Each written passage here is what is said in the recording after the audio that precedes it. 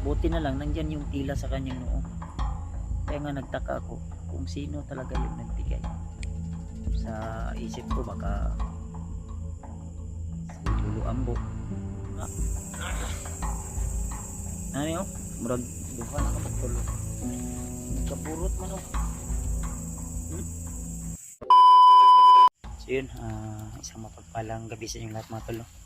So update po tayo ngayon dito sa kalagayan namin ni Commander Ray. So sa awa ng Panginoon tol ay nagsaksis tayo na nakuha natin yung kanyang agimat at yung tali sa ulo. At unang-una sa lahat mga tol ay shoutout ko nga pala si Ate Nilda Galang, si Ate Jersey Ribas, si Ate MD Daos, saka si Tita M. Victoria, Tita Rosie. Shoutout po.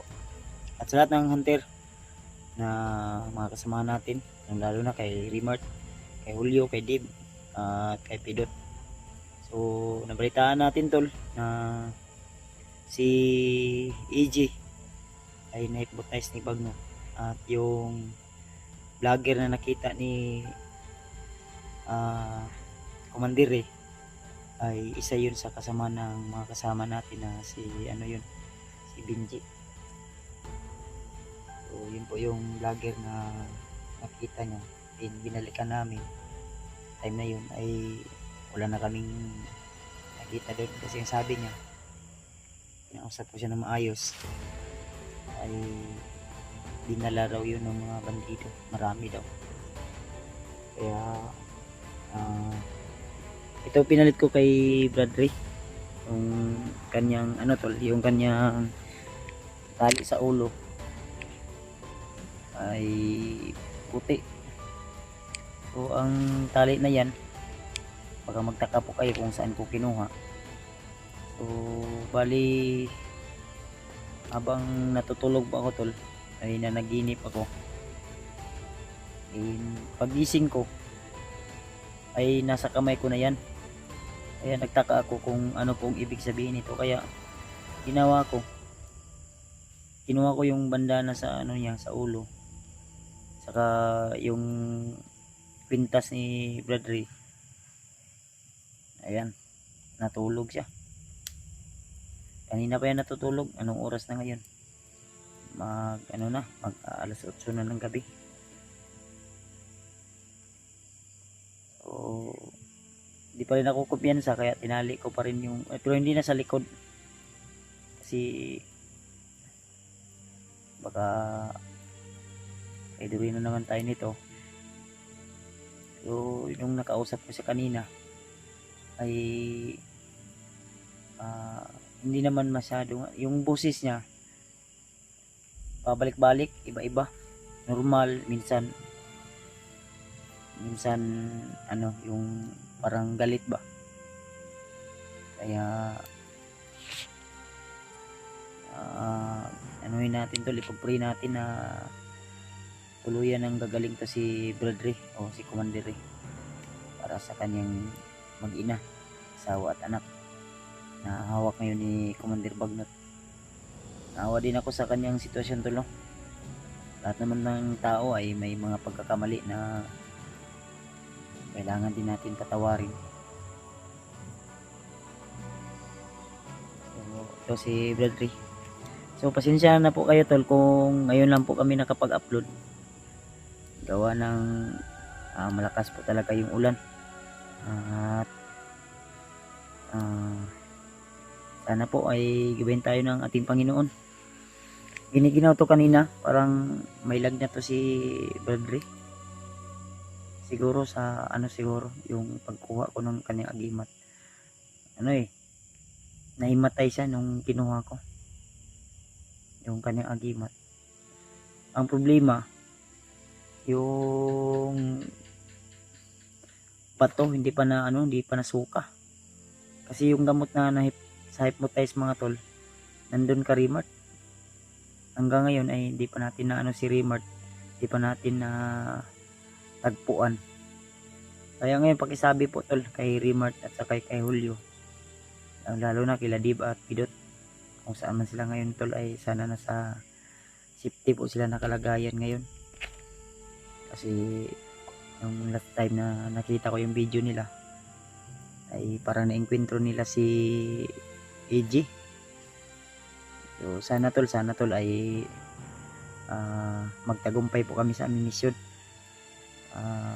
Kailangan ito si Bradley ay maibaba namin agad. Kasi pabalik-balik yung kanyang nahirapan akong pakisamahan to. Iwan ko kung sino po yung nag-abot nito. Basta kay nanaginip ako tol. Nanaginip ako na iwan ko kung si Lolo Ambo ba yun. So sa panaginip ko, hindi kasi malabo kasi yung mukha. Yung pagising ko, may ganyan na, may puting tila. Yan buo yan yung hindi po bandana, tila lang po siya. So, ang ginawa ko, pinalit ko dun sa ang kanyang nandito sa akin. Tinago ko muna. So walang araw baka magagamit din ni ni Bradley. Kasi di natin alam kung ano po yung mga bato pa na pinalunok sa kanya Kasi di natin alam kung kasi nahirapan siyang mailuway. Baka malaki yan. At lagi niyang hinahawakan yung kanyang tiyan mga tol, yung kanyang dito sa sikmura. Kasi nung pinasuka ko, pinainom ko siya ng langis nung time na yun, may nasuka siya pero maliit. Yung pagkatapos nun ay sumuka siya ng dugo. Ilang beses siyang sumuka ng dugo. Sa tansa ko, mga 2 baso siguro yung nasuka niya ng dugo. Kaya ako, nagbabantay ako sa kanya ngayon. At sana tol ay magiging okay rin ang lahat. At maraming salamat talaga sa inyong pag-antabay, sa inyong pagsubaybay sa aking mga video mga tol. Hindi nyo talaga ako pinababayaan. Lagi nyo po akong pinag-pray. Ayan. Pero nung nakausap ko siya kanina, hindi naman siya hindi na siya sumisigaw. Ang problema lang, perang may lagnat humingi ng pagkain. Siguro bukas ay lalakad kami, maghanap kami ng pwede namin makain. At kailangan agad-agad sila Rimart ay matagpuan namin mga tol. Sa ngayon kasi hindi natin maano kung saan kami banda. Gawa ng gabi na rin. At di rin tayo naka-update, naka-video.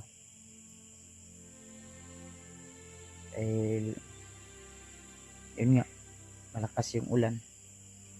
Basang-basa nga kami ni buti na lang dito banda sa kinalalagyan namin ngayon ay medyo may bangin ba. Dito kami nakatago. Isabi na lang po kila Rimart mga tol ha.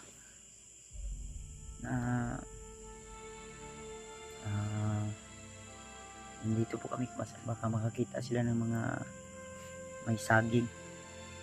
Dito kami banda mga tol.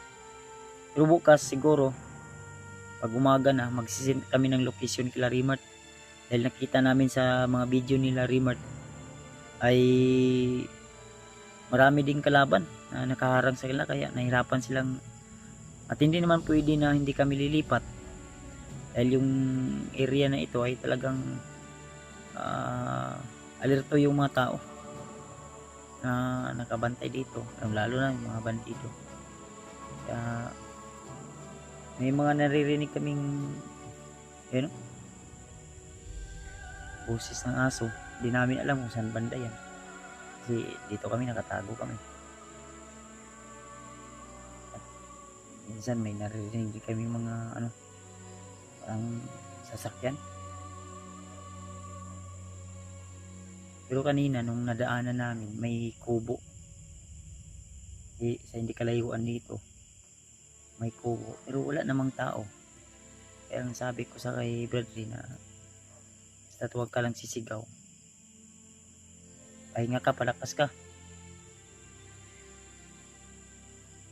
minsan lang talaga talaga bumabalik yung ano, parang may kumokontrol sa kanya. Kaya buti na lang nandyan yung tila sa kanyang noo. Kaya nga nagtaka ako kung sino talaga yung nagbigay. Sa isip ko baka si Lulu Ambo. Dahil panaginip ko doon ay protection daw. Hindi ko makita yung kanyang mukha eh. Nahimatay ito si Brad Pitt. Nahirapan nga ako magbuhat dahil medyo mabigat talaga. At tingnan nyo yung ano na yan, yung damit na yan, basang-basa yan. Hindi naman siya gustong papalit ng damit. May mga damit naman siya dyan sa bag. Ang problema, mabaho. Tuyo na lang sa kanyang sabi ko sa kanya, kung ayaw mong magpalit ang damit, bahala ka. Kung sa ayaw at sa gusto mo, itatali pa rin kita.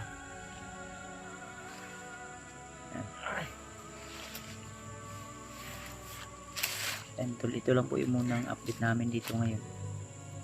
Dahil medyo palalim na yung gabi mga tol. Yung bots ko ay basang-basa. Pinatuyo ko muna.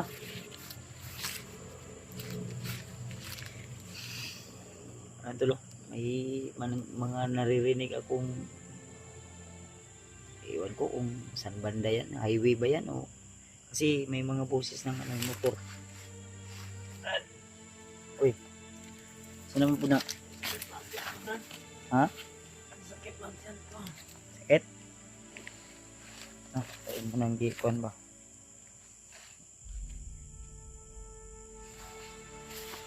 Ayun ko ang brad eh.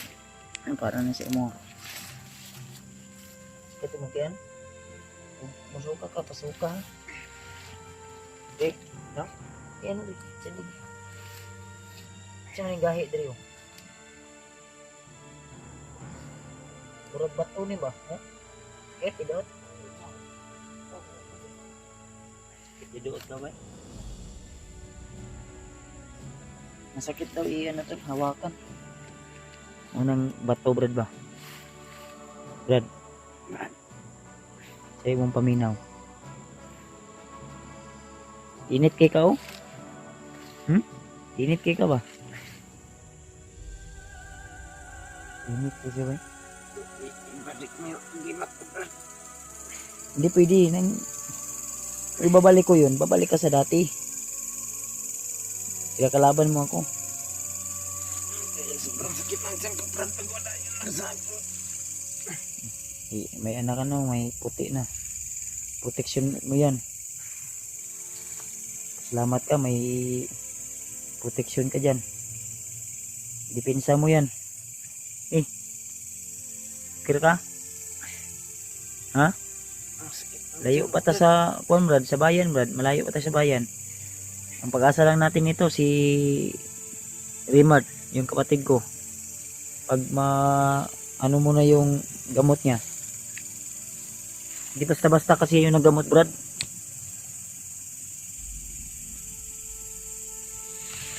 Yun ko kung ano tong natagpuan na puntahan natin na area. Kasi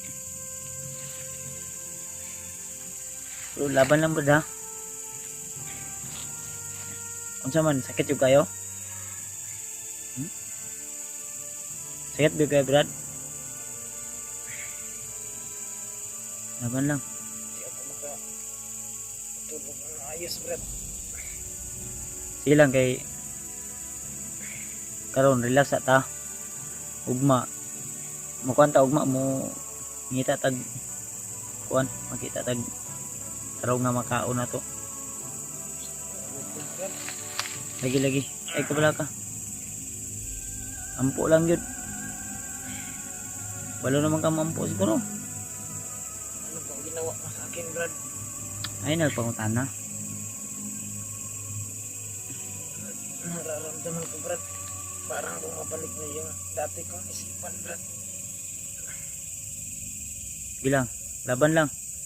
Ang problema natin, yung bato na sa yung sikmura. Ano yun? Murag duha na kabuk tulo. Magkaburot man oh. Di ni mo makuha ni luwa. Ang gisilin Brad. Ang gisilin na yun sobrang sakit. Pagbalik ko kasi yung kwintas mo. Hindi pwede.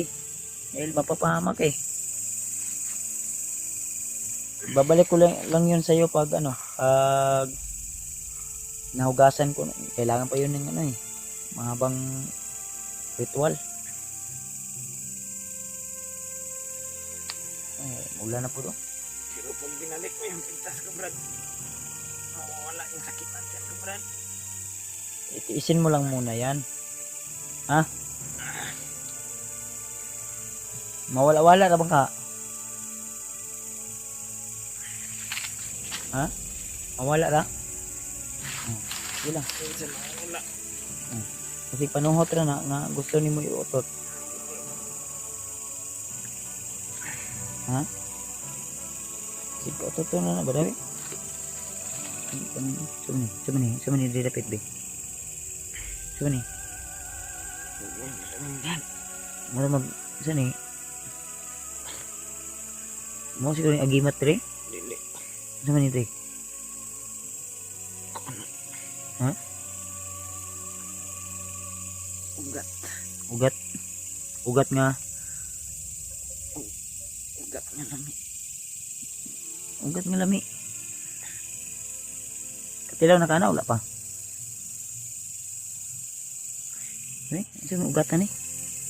Wala magnay ulo.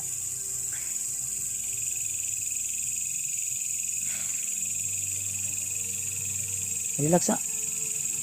Okay, ako ate kang pangano. Wala makatulog kag tarong.